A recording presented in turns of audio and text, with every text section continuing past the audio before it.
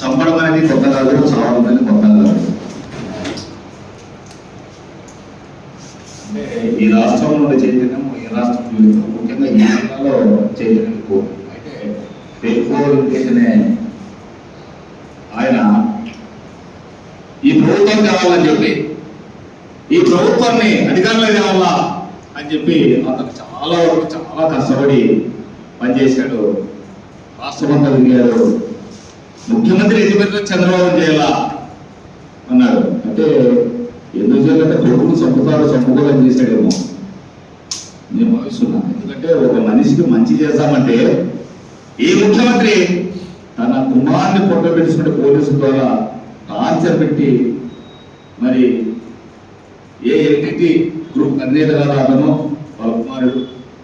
ఇతను ఒక ఉగ్రవాదికి సంస్థలో పనిచేయలేదు, అదేవిధంగా ఎక్కడ దొంగనోట్లు వ్యాపారం చేయలేదు, అదేవిధంగా స్మగ్లర్ కాదు. కానీ కేవలం నేను చెప్తున్న ఒకటే వెంకటేశ్వరరావు గారికి, ఇంకా తగ్గించు వెంకటేశ్వరరావు గారు, ఇంకా ఎంత చేసినా అగ్ర కుల మామాచారం అగ్ర కులాలకి ఓట్లు వేసినంత కాలము మన ప్రాణాలు పోతానే ఉంటాయి. ఈ ఆలోచన మార్చుకుంటే బాగుంటుందని నేను రాష్ట్రంలో వాళ్ళందరూ చెప్తున్నా, అందరికీ కూడా చెప్తున్నా. కాబట్టి ఈరోజు ఈ జిల్లాలో మన మనకసిలో జరిగింది. దాన్ని కుంకాలుగా ఎంతమంది లేకపోయినా లాస్ట్ ఒక పిల్లడు చనిపోయాడు అని అంటే ఏంటి ఇవన్నీ తెలుసు. ఎంత మాట్లాడినా మీడియా ముందు ఎంత పోయినా బయటికి పోయినా ఇవన్నీ కూడా జరగవు. మనలో మార్పు రావు.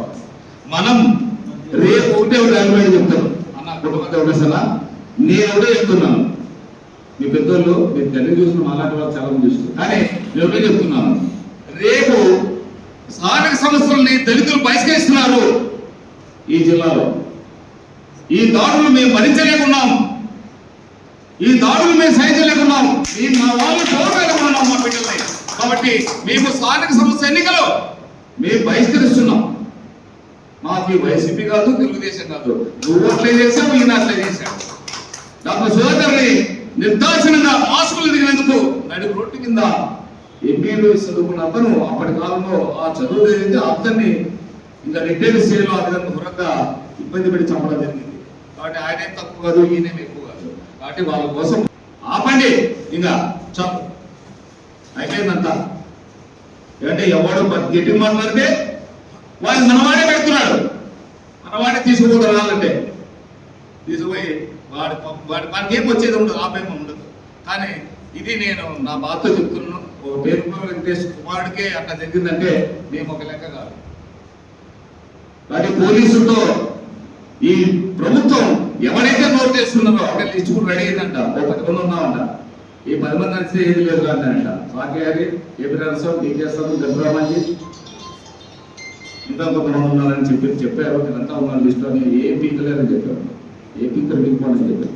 కాబట్టి ఇవన్నీ జరుగుతున్నాయి. కాబట్టి మీరు ఇంకా ఈ యొక్క భూజో పార్టీలకు ఓట్లేసినంత కాలము మనం ఇలాగే జరుగుతుంటే తప్పని వేద బాధలు కష్టాలు ఏదో ప్రశ్నలు పెట్టుకుంటాం, మాత్రమే వెళ్ళిపోతాం అంతే.